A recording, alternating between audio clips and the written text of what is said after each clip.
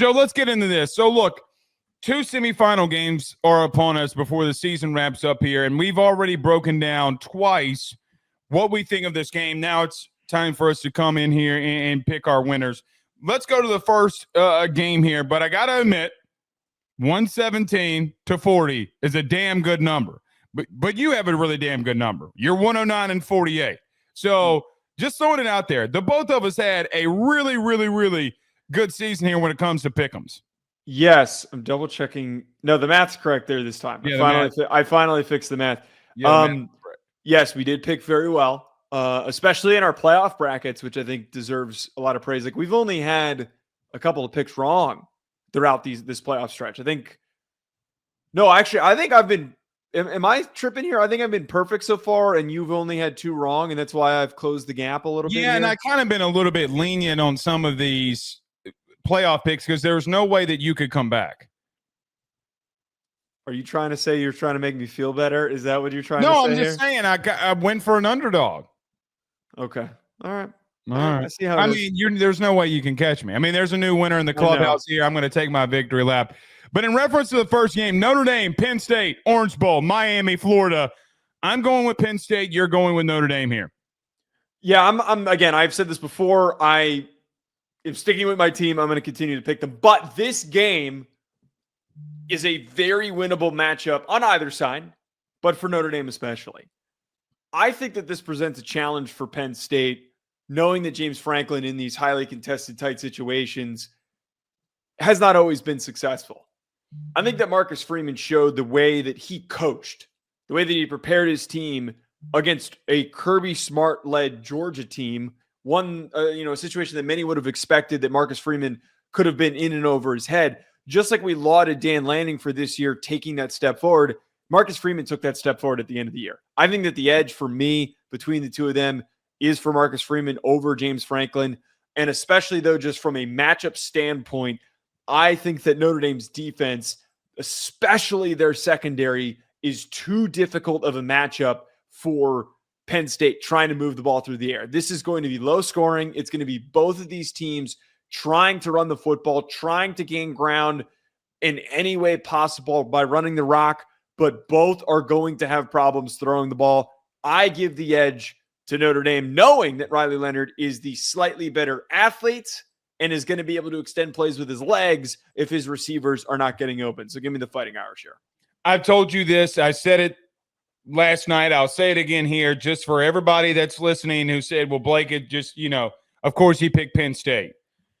I told you it's a coin flip, and then the only reason is so that we could have the debate here. Would not be shocked in the slightest if Notre Dame finds a way to win here. Yeah. Not even remotely close. There is something interesting here that I'm trending, though, that I want to make sure that Notre Dame can clean up, and why I'm not 1,000% sold that they can win, not that they can win, that they will win. Your issues in the red zone, converting red zone trips into 7 is concerning for me. Very concerning. And you have been throughout the season very special at converting in the red zone. Now, when you're facing better opponents, better teams, you've had issues there. The one time you got in, basically the defense generated the points for you, and the special teams generated those points for you. The play action pass that you hit in the back of the end zone, great call by Mike Denbrock. I understand it's your style, but there's going to have to be times when there's an offense that gets rolling a little bit that you cannot rely on your offense only generating you 7 points. Joe, it's not going to work. So I look at Penn State and say, what do I felt like I saw a matchup between 2 really good opponents when they faced off against Georgia. I just think that Penn State could, because of the quarterback situation, move the ball a little bit better to keep it closer than what we saw from Georgia. Just Drew Aller and this team with Singleton and with Tyler Warren and the boys, are they able to generate more points other than the 7 that we saw from Georgia? I think it's going to be very close. And here's not so much of a hot take. If Penn State can run the ball moderately well. I'm not saying that they run all over them, moderately well. I think it's going to be a good advantage for them. Georgia could not run the ball. Georgia, I went and looked at this up today. The scoring drive for Georgia, the touchdown. Mm-hmm. They had a run for 12 yards, a run for 5 yards, a run for 4 yards, a run for 11 yards, a run for 12 yards.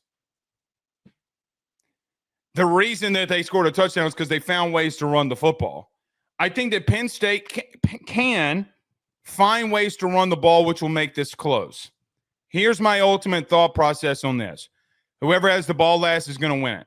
Or whatever defense can find a way to get a turnover in any quarter, in any situation, is going to find their way. Now, if it comes to a turnover battle, I'm going to lean Notre Dame here. I do think that both of these teams are very even. Different in how they do things, but even. I go with Penn State, Joe, just in the sense of that I think that I don't know, man. I think you bring up words. I don't know who to pick. I really don't. I think it's that even. This game can go in a number of different ways, and I think you brought up an interesting angle that is in line with what I brought up at the end there with Riley Leonard. If this comes down to quarterback play, it's either going to be Riley Leonard extending things with his legs and his receivers not getting open, or the pocket breaking down and him having to escape pressure like he did against Georgia, like he did against Indiana, like he's done all season long. And that's what wins Notre Dame the game. And then the inverse of that is if Drew Allar is sitting in the pocket and his receivers are in tight coverage, he's able to just deliver the ball in really tight windows because he's got special arm talent.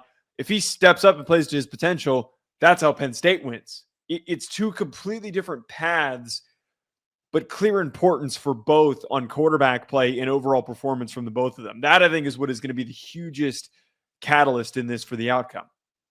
Let me say this. I don't trust Penn State offensively right now. I mean, I saw what they did to Oregon.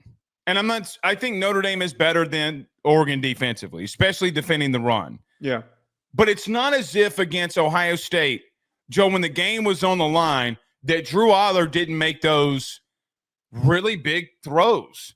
I mean, Joe, they got to the 1 yard line. They took the ball out of his hands. They can't get in from the 1 yard line. He goes 80 yards to get you to the one, and then you start running the football. I've seen him in crunch situations against really good front sevens. Joe, I got to be real with you. We've seen Penn State's O-line run the ball in moments against decent or moderately good defensive lines in front sevens. I know that they protected it, Drew Allar well. I look at what happened in an Ohio State game. Brother, the drive that could have led them to win the game, he literally went 4 for 5 on the drive. Now, Tyler Warren had 3 touches on the drive, and you better contain him. You 1,000% better contain him. If you don't, you're going to get beat. I promise you. He is that kid is special, man. You're right. It can go in a variety of different ways. You brought up an interesting point here, though. When teams are even, what overtakes them in winning football games? What is it? It's the coaching staff. I thought Al Golden called a fantastic game. Now, he didn't have to do much because he could send 4 and his guys could get home, and Riley Mills wasn't even there, their sack leader, and they were still able to get home. I don't know if they're going to have that same consistency against Penn State. We've seen this with Georgia all year, man. Their O-line, that we'll talk about them later. Their O-lines, they got to figure something out there. They got whooped all year long. You got a coin? Actually. There's no coin to be flipped here. Hold on. There's no coin to be flipped. I got a $50 piece. Don't do this. Don't do this. Heads or tails? Heads or tails? I ain't picking one for you. You pick one. This is for you. This isn't for me. Okay, well, it was Penn State anyway. Okay. So, I mean, regardless. I'm FaceTiming you from the stadium when Notre Dame wins. I'm telling you that right now. Well, I did say this since you brought this up. You know Notre Dame's going to lose now because you're going to be there. Yeah, right? You said that to me yesterday, and that's a crazy thing to say. That's just a crazy shout. That is an insane – that I can't believe you said that to me yesterday. I'm going to be – I will call you after the game if that does happen, and the tone will be very different. Hey, man. You broke the streak. You broke the stigma. You should be wearing the same clothes. You should be. What are you talking about? Look, wait, hold on. LSU's on a heater. When LSU's on the heater, I will wear the same stuff every game day. Yeah, but I haven't done that. And also, I've been to Notre Dame games recently, so it's not like this is some sort of change. The last time LSU won a national title in baseball, the one day I didn't wear the same exact stuff because I had to wash it, they lost. Yeah, I don't have that. Superstitious, man. I don't have that same stuff on this game. I don't have that same superstition.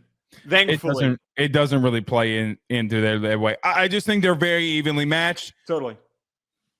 I'm going to throw this out there too. Jeremiah Love's status does worry me.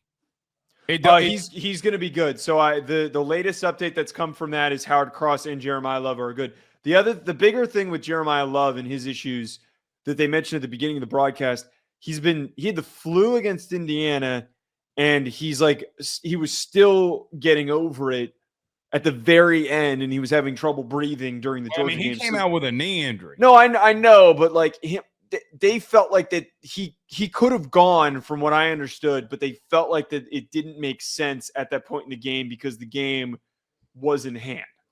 I mean, you're up 7 with 6 minutes to go, and you didn't get your best offensive weapon, the football. You didn't feel like the game was in hand.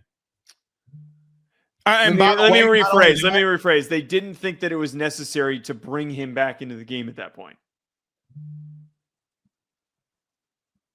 They thought that they could, and they were getting a little bit of success, not like tremendous success, but they were getting a little bit of success. You smell that?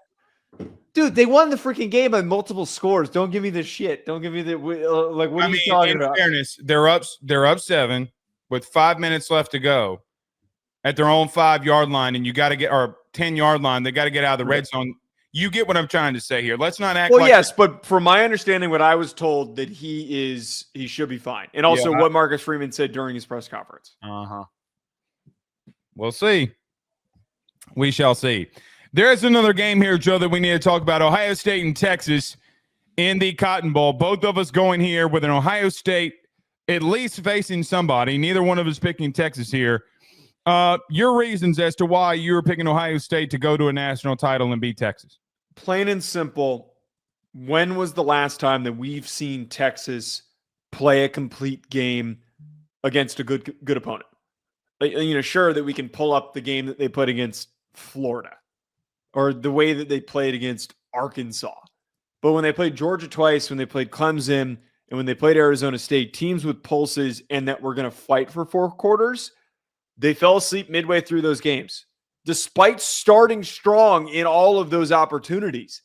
I am not going to touch picking Texas against a team right now that is playing through the whistle, that is playing with their hair on fire, is playing knowing that they've got nothing to lose, and has been freaking just madly attacking on every single snap. Ohio State also matchup-wise, I do not think Jahdae Barron is a great player, but at the remaining corner spots, I do not think that they match up well with the Ohio State receiving room. I also am very, very concerned knowing how poorly Texas has done trying to run the football. To stay in games, even if they took a lead in this game, I have no faith that they could close the game out. There is always going to be an opportunity for Ohio State to get back into it because they can't run the ball, and they will be seeing a run defense that is really good across the board at defending the run.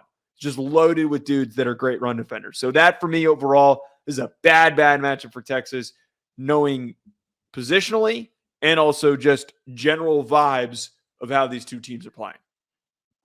Do you remember what we said in the beginning of the season with Ohio State? Yes. What was it? What are you referencing? Natty or bust? Yes. They were both in our national title game. And they had hiccups along the road. And there are parts during the season that they did not look good. They slip up to Michigan. They can't close it out against Oregon. They come back against Tennessee. We all know the story, and they blow out Oregon in the second go around. Regardless of what happens, they are the most talented team in college football. being the most talented does not mean that you win every football game. If they lose, it doesn't mean that they're not more talented than Texas. They still are more talented than Texas is. Your reasoning lean more on I'm picking Ohio State because Ohio State's been dominant, but Texas has been pretty flawed here, and I'm with you there. I don't like going to a semifinal game here and saying it's going to be a blowout, and I don't think it's going to be. I think it'll be moderately close. I wonder what Texas team does show up. And I think Texas does have the talent that how do I want to say it? Texas has not been playing or having the outcomes based on the talent that they have. Meaning, on paper, they should be running away from Clemson. They should be running away from Arizona State. But they don't. And that's been a season-long problem for them. I just think that you're right on this. Ohio State has way too much. I think if you take one thing away, they can attack you with other things. And I don't know if Texas has been tested. I don't want to say they haven't been tested that way, but I just don't know if they can overcome it. It will be interesting to see. I think they go for broke.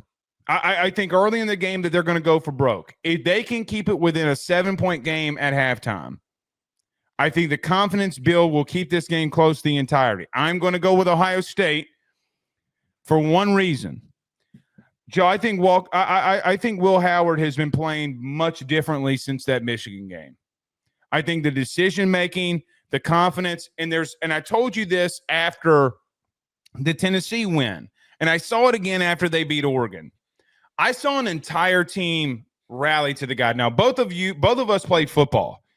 It's not often that you see defensive guys getting up and going and greeting the quarterback. It rarely happens, or any offensive player for that matter. When it happened against Tennessee, okay, you're emotional, whatever. What do you make of it now that when he's making these big throws and these big plays that dudes are all like defensive guys are like, hell yeah, let's go. I think that he's hitting a little bit different stride. Now, he's not the pro that everybody, I'm not saying he's going to be a all-world pro or anything like that. But I've seen experienced quarterbacks in college football consistently win national titles. We saw one last year. We saw the year before. We saw the year before that. Experienced quarterback play matters. The question ultimately becomes is that Ohio State we have seen the aura of Ohio State. Can they get over that hump? Can they get back to what their talent is? Well, Joe, who says Texas can't? Now, they probably won't. But who says that they can't? They play up and down the level of their opponent. That's how I see them. But I'm going to take Ohio State by 7 here. I think they cover more than that. Let me wait 1 second. I think it's 6.5. Yeah, wait. I just want to have the line on Bet Online. Pretty sure that I'm going to take that to Ohio State to win and to cover. Yeah, the Ohio State obviously to win. The current line is, damn it, I just had it. It is 5.5. Oh, so I mean, I would even tease that to 7. I think this is gonna be a 10+ point victory. What do they know that? What do they know that we don't? Because they're watching the same game. No, hold on. Wait, hold on. I highly, and I know I'm not sure. This isn't shade thrown at you. This is just generally. I highly dislike the premise of what do the books know that we don't. That line moved, and when the line moves, it means sharp money's on that. So if the sharp money's on that, that means that they're on our side, that they think that Ohio State's going to cover. Vegas is wrong all the time. So just because the line is a lot too. Yes and no. I do not see a world, unless Texas wins, I do not see a world that they cover that and this game is close. Of course, if they win, they're going to cover. Right. No, but I'm saying that, like, I don't see them losing by 3. I see them losing by 7, likely more, like 10+ points. I would tease the shit out of that. If you can get a different line, I would do that. Again, about this Ohio State team, I'm going to repeat this until I'm blue in the face. I have visibly, up close and personal, seen offenses that have hit massive strides I literally would sit behind at a practice behind Jaden Daniels throwing to Malik Neighbors and Brian Thomas Jr. a year ago. Literally. Joe, I'm watching the same thing. Maybe not with better quarterback play with Will Howard. I'm watching the same type of receivers. I know for a fact I am. My eyes are not deceiving me here. I know what I'm seeing. So we'll see. It's going to be very interesting. I will say this. For Texas's sake, Joe, they can get to Will Howard. They keep this game close because if they it's a fair point. It's a fair point. They can get to him and they can rattle him. Like Ohio State fans are on another high right now, and I understand as to why they are, right? Like I get it. I understand it. But brother, I'm just going to tell you, they can get after a quarterback better than anybody in the country. Dude, Texas is flawed offensively. They're not flawed all around defensively. Maybe boundary corner, it is what it is. But, man, defensively, they're a really good football team. They're better than Oregon. No, and that's where the credit comes in. Oregon defensively. That's where the credit comes into play and what we talked about yesterday, like why there still is a world that Texas can win this game. It's not like, it's not like the matchup between Boise State and Penn State. That's not what this is. But just knowing their weaknesses and the troubles that they've had, it's easy to pick Ohio State, and it's also easy to pick them to cover. So if anyone wants to make a little money, I'm taking Ohio State to cover that 5.5, and I am not looking back.